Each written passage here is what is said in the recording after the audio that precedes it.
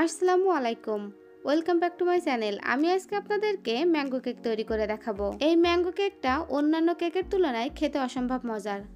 আম ছাড়াই কিভাবে আপনারা ম্যাঙ্গো কেক তৈরি করতে পারবেন তা আমি আপনাদেরকে এই ভিডিওতে দেখিয়ে দেব।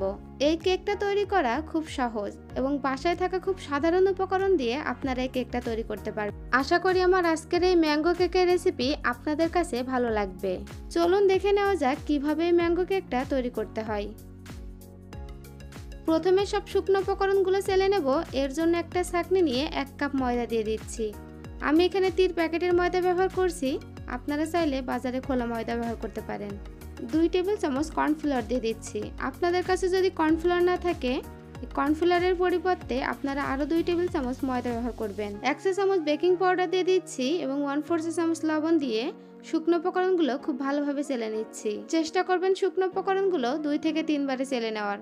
আমি এখন একবার চেলে নিচ্ছি, অফ ক্যামেরায় আরো একবার চেলে নেব। একটা হ্যান্ড হুইস্ক দিয়ে শুকনো উপকরণগুলো খুব ভালোভাবে মিশিয়ে একপাশে রেখে দিচ্ছি।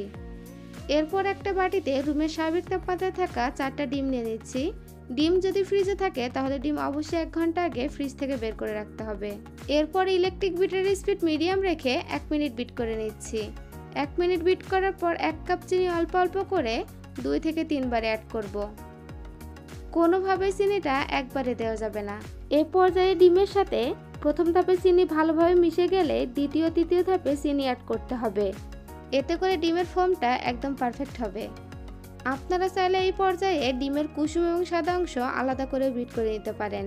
প্রায় 5-6 মিনিট বিট করার পর চিনিটা খুব ভালোভাবে মিশে গিয়েছে। এখন 1 টেবিল চামচ ম্যাঙ্গো ইমালশন দিয়ে দিচ্ছি। আপনাদের কাছে যদি ম্যাঙ্গো ইমালশন না থাকে আপনারা চাইলে ম্যাঙ্গো এসেন্সও ব্যবহার করতে পারেন। 1/2 চা চামচ অরেঞ্জ ফুড কালার দিয়ে আরও 2-3 মিনিট খুব ভালোভাবে বিট করে নিচ্ছি। অর্থাৎ ততক্ষণ পর্যন্ত বিট করতে হবে যতক্ষণ না পর্যন্ত ডিমের ফোমটা পারফেক্ট হবে। 2-3 মিনিট পর এরকম সুন্দর ফোম তৈরি হয়ে যাবে। আর ওই পর্যায়ে ব্যাটার দিয়ে উপর থেকে কিছু লিখলে কিছুক্ষণ থেকে দেবে যাবে, তখন বুঝতে হবে ডিমের ফোমটা একদম পারফেক্ট হয়েছে। এখন আগে থেকে চেলে রাখা শুকনো উপকরণগুলো 2 থেকে 3 বারে দিয়ে একটা হ্যান্ড হুইস্ক দিয়ে আস্তে আস্তে মেশাতে হবে। শুকনো উপকরণগুলো মেশানোর সময় অবশ্যই একটা হ্যান্ড হুইস্ক ব্যবহার করবেন। এতে করে ব্যাটারে দলা পাকিয়ে যাবে না এবং ডিমের ফোমটাও বসে যাবে না। প্রথম ধাপে শুকনো উপকরণগুলো দিয়ে মেশানো হয়ে গেলেই দ্বিতীয় ধাপে শুকনো উপকরণগুলো দিয়ে মেশাতে হবে। আর এই পর্যায়ে কোনোভাবেই কিন্তু এলোপাতাড়ি মিক্স করা যাবে না, এতে করে কেকটা ফুলে ওঠার পর দেবে যেতে পারে। ভিডিওটা অনেক বড় হয়ে যাবে, এর জন্য আমি শুকনো উপকরণগুলো খুব দ্রুততার সাথে মিশিয়ে দেখিয়েছি। আপনারা চেষ্টা করবেন খুব আস্তে আস্তে মেশাতে।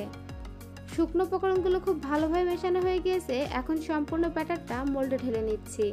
আজকের কেকটা বেক করার জন্য আমি 10 ইঞ্চি সাইজের রাউন্ড শেপের কেক মোল্ডে সামান্য পরিমাণ তেল ব্রাশ করে বেকিং পেপার বিছিয়ে নিয়েছি। এরপর একটা কাঠি দিয়ে লেভেল করে ট্যাপ করে নিচ্ছি। এতে করে যদি কোনো এয়ার বাবলস থাকে তা বেরিয়ে যাবে। আজকের কেকটা আমি 170 ডিগ্রি প্রিহিটেড ওভেনে আপ ডাউন হিট অন করে মিডল তাক থেকে 1 তাক নিচে দিয়ে 30 থেকে 35 মিনিট বেক করে নিয়েছি। ওভেনের ধরন অনুযায়ী কেকটা হতে কম বেশি সময় লাগতে পারে। আমি মিয়াকো 36 লিটার ইলেকট্রিক ওভেনটা ব্যবহার করি, তাই আমার মতো যারা মিয়াকো 36 লিটার ইলেকট্রিক ওভেনটা ব্যবহার করেন তারা ঠিক আমার মতো করেই কেকটা বেক করে নেবেন। কেক কতটা সফট হয়েছে তা আপনারা নিশ্চয়ই স্ক্রিনে দেখেই বুঝতে পারছেন। এখন একটা নাইফ দিয়ে কেকটাকে আমি 3টা ভাগে ভাগ করে নিচ্ছি। আপনারা চাইলে 4টা ভাগও ভাগ করে নিতে পারেন, সেক্ষেত্রে কেকের স্লাইসগুলো একটু বেশি পাতলা হয়ে যাবে।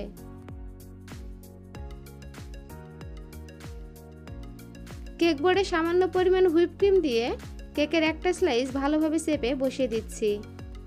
এতে করে কেক বোর্ডের সাথে কেক খুব ভালোভাবে সেট হয়ে যাবে। 1 কাপ পানির সাথে 2 টেবিল চামচ চিনি মিশিয়ে সুগার সিরাপ তৈরি করে নিয়েছি। এখন কেকের একটা বাটি সুগার সিরাপ দিয়ে তৈরি করে নেওয়া হুইপ ক্রিম দিয়ে দিচ্ছি। এই ম্যাঙ্গো কেকটা ডেকোরেশন করতে আমি 1 কাপ পরিমাণ এভার হুইপ ক্রিম ব্যবহার করেছি। এভার হুইপ ক্রিমের রেসিপি লিংক আমি ডেসক্রিপশন বক্সে দিয়ে দেব, আপনারা চাইলে দেখে নিতে পারেন। একইভাবে কেকের আরও একটা স্লাইস হাত দিয়ে চেপে বসিয়ে সুগার সিরাপ দিয়ে দিচ্ছি। কেকের প্রত্যেকটা পার্টেই সুগার সিরাপ দিতে হবে, এতে করে কেকটা ময়েস্ট থাকবে। এখন কেকের সর্বশেষ লেয়ারটা দিয়ে সুগার সিরাপ দিয়ে দিচ্ছি এবং হুইপ ক্রিম দিয়ে খুব ভালোভাবে কভার করে নিচ্ছি। আমি কিছুটা হুইপ ক্রিমে ইয়েলো এবং অরেঞ্জ কালার মিশিয়ে নিয়েছি। এখন খুব ভালো মতো কভার করে নিচ্ছি। কেকের সাইড ও উপরে একটা জিগজ্যাগ নাইফ দিয়ে লাইন টেনে নিচ্ছি, এতে করে কেকটা দেখতে বেশি সুন্দর লাগবে। আপনারা চাইলে এই কাজটা স্ক্রাপার দিয়েও করে নিতে পারেন। এছাড়াও আপনারা এই ডিজাইনটা খুব সহজভাবে কাঁটা চামচ দিয়ে করে নিতে পারবেন।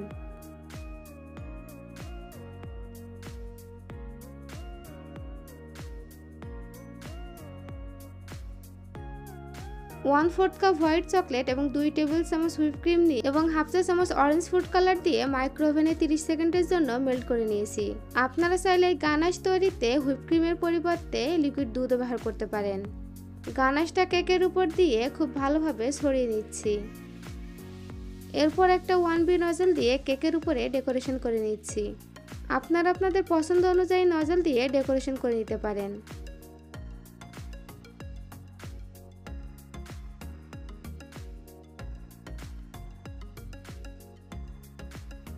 কেকটা দেখার সৌন্দর্যের জন্য আমি ফুলের মাঝে স্প্রিঙ্কেল দিয়ে দিচ্ছি। এই পার্টটা সম্পূর্ণ অপশনাল, আপনারা চাইলে দিতেও পারেন আবার নাও দিতে পারেন। কেকের চারো সাইডে স্প্রিঙ্কেল দিয়ে দিচ্ছি, এতে করে কেকটা দেখতে আরো বেশি সুন্দর লাগবে। কেক বোর্ড সহ এই কেকটার ওজন হয়েছে 1139 গ্রাম। কেক বোর্ডের ওজন ছিল 170 গ্রাম, অর্থাৎ এই ওজন থেকে 170 গ্রাম বাদ দিলে কেকটার ওজন হবে 2 পাউন্ড থেকে কিছুটা বেশি। কেকটা ভিতর থেকে কেমন হয়েছে আমি আপনাদেরকে কেটে দেখিয়ে দিচ্ছি। আমার আজকের এই ম্যাঙ্গো কেকের রেসিপি আপনাদের কাছে কেমন লাগলো অবশ্যই আমাকে কমেন্টস করে জানাবেন। আর ভালো লাগলে প্লিজ আমার চ্যানেলটা সাবস্ক্রাইব করবেন। ভিডিওতে একটা লাইক দিয়ে ফ্রেন্ডস এন্ড ফ্যামিলির সাথে শেয়ার করবেন। সবাই ভালো ও সুস্থ থাকুন। আল্লাহ হাফেজ।